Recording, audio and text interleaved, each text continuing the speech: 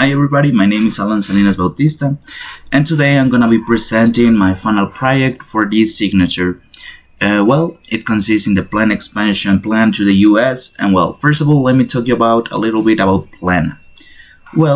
For the development of this project, I choose the company named Plena. The company is dedicated to the manufacturing and distribution of women's sportswear. The company's origin country is Mexico, exactly in Puebla, founded in 2017 by Paulina Abdala, and the main headquarters, of course, are in Puebla, Mexico. All the supplies that are employed by the manufacturing of these clothes are 100% from Mexico, and at the same time are eco-friendly. So, the mission of this company is bringing opportunity and comfort and of course security to all the Mexican women that wants to make a healthy change in their bodies, promoting the culture of every sport in every single of them.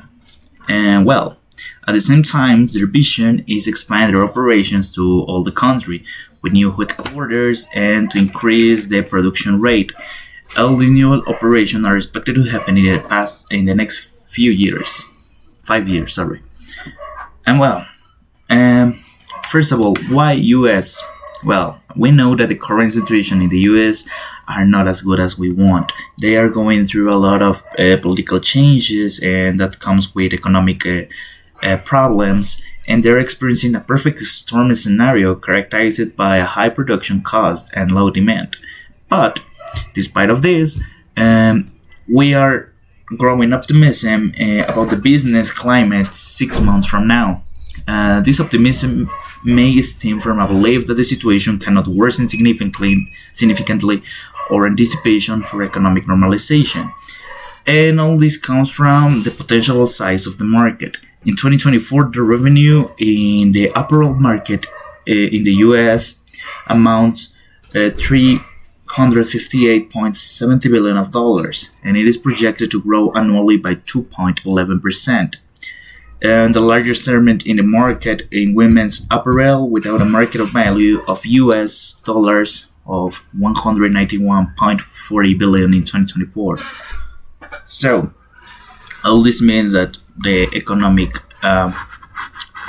situation is going to improve, and all these markets comes with a lot of revenue for new brands trying to get in the US. And let's talk about a little bit about the relationship with Mexico. The Mexico and the United States have an unstable trading relationship, and even from a friendship, as we can say, with very little change of setting up bills of tariff changes to the current socio-political climate. Therefore, important products from Mexico are relatively safe and relief. Mexico and the US has good relationships and several free trade agreements that guarantee the exportation and importation between the countries. And finally, the tariff rates on average are lower. In theory, the US trade agreements are duty-free preference programs for developing countries that should moderate and in some cases eliminate this disparity by eliminating the tariffs of both men's and women's clothes.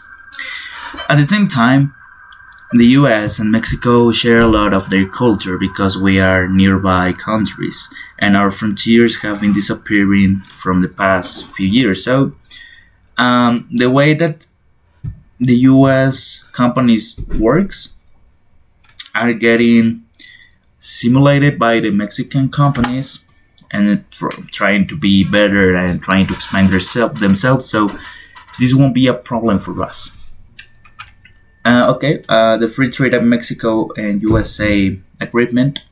As I said before, in theory, the US free trade agreements and duty-free preference programs are developing countries should moderate and in some cases eliminate this disparity by eliminating the tariffs on both men's and women's clothes.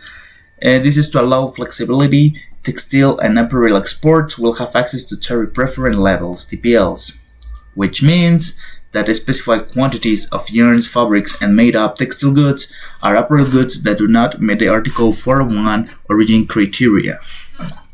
So this free trade agreement will allow us to export and import the clothes without a lot of tariffs. That maybe is the worst part of all this process because it makes that the the costs get more expensive, and maybe that's the thing that scares the Mexican companies to expand to the US. But in this case, for the women's sportwear, we are not having that problem because there are not extra tariffs for this kind of product. As I was saying, to allow the flexibility, textile and apparel exports will have access to tariff preference levels. And amounts of these goods are exceeding the tariff preference levels with subject to most favored nation, which in this case is going to be Mexico, as we know. So we are choosing the US because of all of these points, because it's going to be cheaper in a way that will allow us to get a revenue from all these exportations. So we choose this country for these reasons. There are some needed recommendations for the exportation of these goods. First of all, a commercial invoice containing information about your shipment, of course. A backlist including the shipment weight, a NAFTA certificate origin, if applicable. In this case, yes, it is applicable. The transaction value for the goods, the labeling, and entry manifest of application and a special permit for immediate delivery. And there are more documents that we need, of course, but these are the most important because with any of this, you won't be allowed to enter to the country. Okay, our transportation. This is gonna be great. The main market we want to impact is Dallas, Texas, because they're nearby with Mexico. And well, as we can see in the picture, Plena is located in Puebla, and we want to go to Dallas, Texas. So it's a 19 hours and 48-minute away. And well, for this, we choose the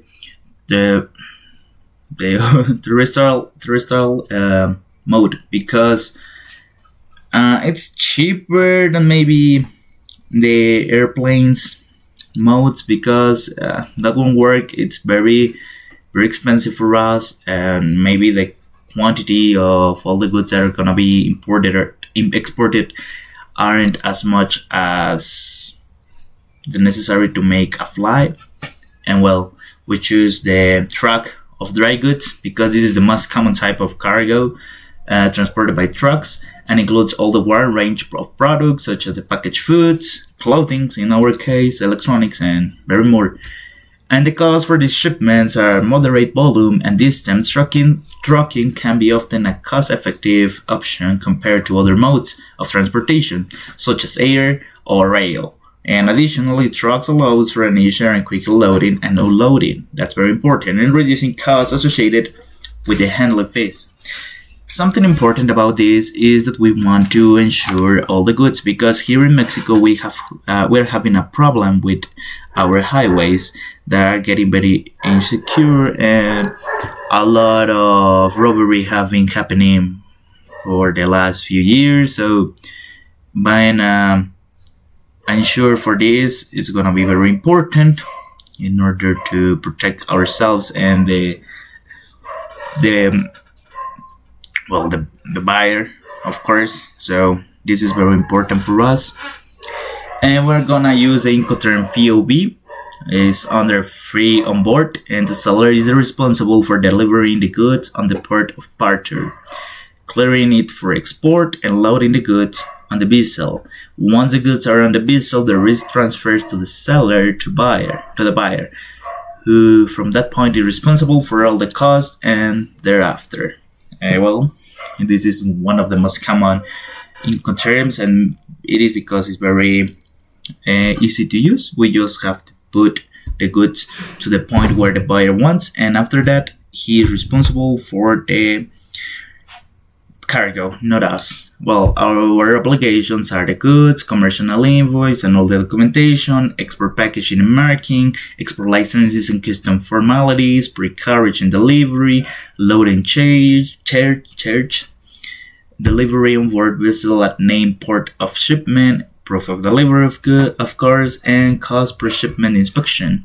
And after we deliver the product, the buyer's obligations are the payment for goods, of course, the main carriage, the discharge and onward carriage, import formalities and duties, and cost per shipment inspection for import clearance. Next, we have the cost for shipping. Our initial budget is about $30,000. The individual cost for shipping each product is $32, and the transportation costs are around $15,000 per truck. So the cost of the production logistics and boxing are around $45,000 for a 925 clothes shipping. We adjust the price for each cloth to $60 to be sold to the public. And we have a total cost that we adjust that each cloth will cost about $60 for a revenue of $55,500 per truck to get a final revenue of $10,000 per exportation. And well, that's our revenue for 925 clothes shipping. This is very important because if we don't get that revenue, it doesn't make sense to expand to the US. But in this case, yeah, we're gonna expand because $10,000 per exportation for an average cargo makes sense for us. And well, that's all. Thanks for your attention.